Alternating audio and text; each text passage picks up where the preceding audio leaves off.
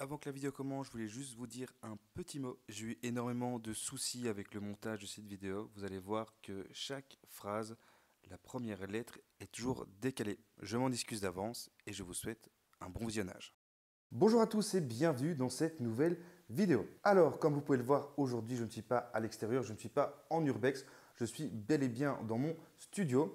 Tout simplement parce qu'aujourd'hui, on reprend les NLP. Je sais que sur la chaîne, vous êtes très peu à avoir vu les NLP précédents. Alors, pour ceux qui ne savent pas ce que c'est les NLP, c'est tout simplement nos lieux perdus. Aujourd'hui, nous allons parler du château de la Motte-Angers. Le château de la Motte-Angers est encore debout à l'heure actuelle. Sachez tout simplement que ce n'est plus un urbex parce que ça a été racheté. J'ai voulu aller le visiter il y a 2 ans. Malheureusement, tout était fermé. Et en plus de ça, c'était devenu un terrain de paintball. Avant que la vidéo commence, n'oublie pas de t'abonner à la chaîne YouTube, c'est très important.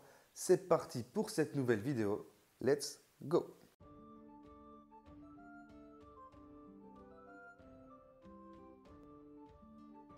À la lisière du bois de Tillange se dessine un joli chemin à travers bois. Petit à petit, on peut apercevoir le château de la Motte-Angers. Il faut savoir que l'origine du nom du château de la Motte-Angers fait toujours l'objet de discussions entre spécialistes. Le château original dépendait de la communauté religieuse de Neufmoustiers, qui a probablement été créé vers 1100 par Pierre l'Ermite. Les chanoines, au nombre de 12 environ, sont d'origine noble ou riche. Ils ont la charge de dire la messe demandée par les défunts. Ils portent une robe noire et un scapulaire blanc. Et ils ont à leur tête un abbé nommé par le prince-évêque de Liège. Un des abbés fut Théodore Eustache Ponty de Pontias. Celui-ci menait une existence fastueuse et séjournait bien plus souvent au château qu'au couvent, où la vie était plus austère. Ponty voulut restaurer l'intérieur du bâtiment et lui donner la splendeur qui convenait à son rang. Les travaux, très coûteux, amenèrent une dispute entre les chanoines et leurs abbés. Le prince-évêque dut envoyer en 1768 une mission chargée de visiter l'abbaye et d'y faire régner un certain ordre. Cette mission déchoit l'abbé de toute autorité sur l'abbaye, mais lui accorde de pouvoir y habiter sa vie durant. Avec une pension de 1500 florins, les autres revenus de l'abbaye étaient affectés aux chanoines de Neufmoustiers. Ce sont probablement les difficultés financières rencontrées par les religieux de Neufmoustiers qu'ils obligèrent à vendre la Motte-Angers à l'abbaye de Saint-Laurent à Liège. Ceci avant la Révolution française en 1789. Le bien, qui se délabra progressivement, passa alors entre les mains de diverses familles pour être acquis en 1955 par la Fédération des mutualités libérales du Brabant qui le transforme en colonie de vacances. En 2009, le château, après une troisième vente public, a trouvé un nouveau propriétaire pour une somme de 480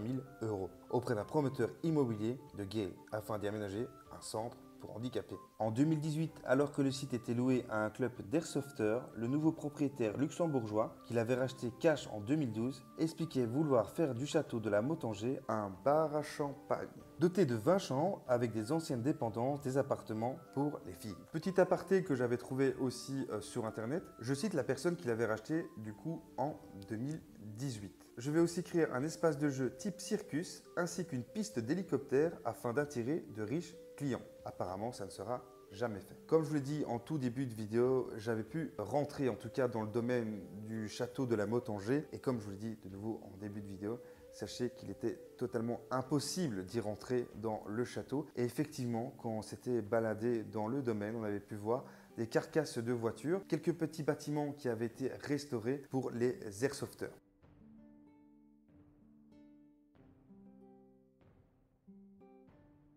L'ancienne construction datant du début XVIIe siècle, appelée Maison de la Motte-Angers, appartenait, comme on l'a dit, à l'abbaye de Neufmoustiers à Oui. La ferme de Gay, bâtie de l'autre côté du chemin, faisait aussi partie du patrimoine de cette abbaye. Il y a d'ailleurs une chapelle dans le parc appelée la chapelle Saint-Loup qui daterait apparemment de cette époque. Depuis la destruction de l'abbaye en 1945, le site de Gay, avec sa chapelle et les derniers souvenirs d'une époque fastueuse, du château primitif, il ne reste pratiquement plus rien. Quelques vieux murs subsistent, ainsi que quelques souvenirs dans les dépendances. Monsieur Henri Delattre Gaudin démolit ce qui reste de la vieille demeure et entreprend en 1889 la construction d'un nouveau château de style Renaissance flamande. D'après les plans de l'architecte N. de Huy, le château tel qu'on connaît sera terminé en 1891.